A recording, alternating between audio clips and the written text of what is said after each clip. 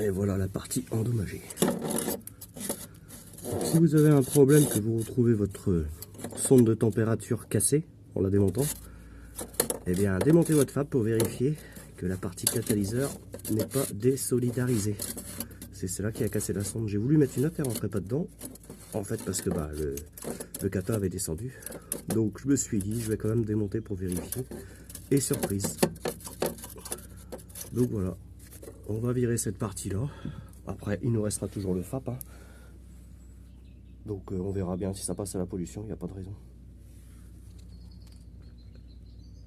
Donc c'est une 208 1,4 litre HDI de 2012.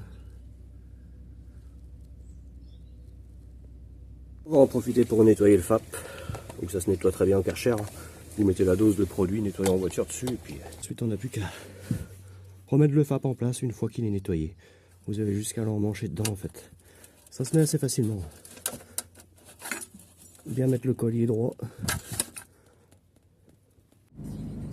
Alors une fois le FAP nettoyé et tout, on va vérifier les codes défauts.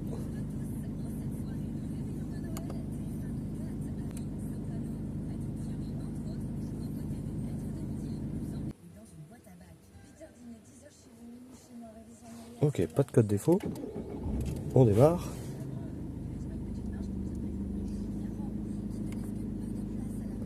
Ensuite, on va vérifier les pressions différentielles entrée-sortie filtre à particules en fait.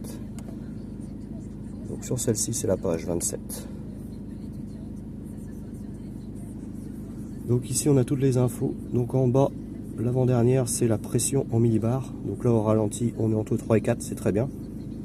Juste en bas, c'est la fameuse sonde de température. Donc elle fonctionne. Le taux de suie accumulé dans le FAP. Donc là, moi j'ai fait un effacement comme quoi j'avais changé le filtre à particules. Puisqu'on l'a nettoyé, il est reparti à neuf. Donc pour informer le calculateur comme quoi vous avez changé le FAP. Si vous avez un défaut qui apparaît, généralement autour des 160-170 000, le défaut du FAP qui apparaît. En fait c'est normal.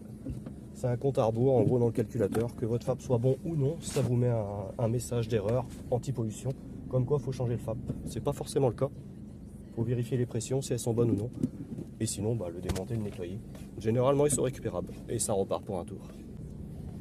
Donc je vais aller en essai. Et on vérifiera les pressions. Faut pas qu'elles dépassent idéalement les 140-150 millibars au maxi quoi.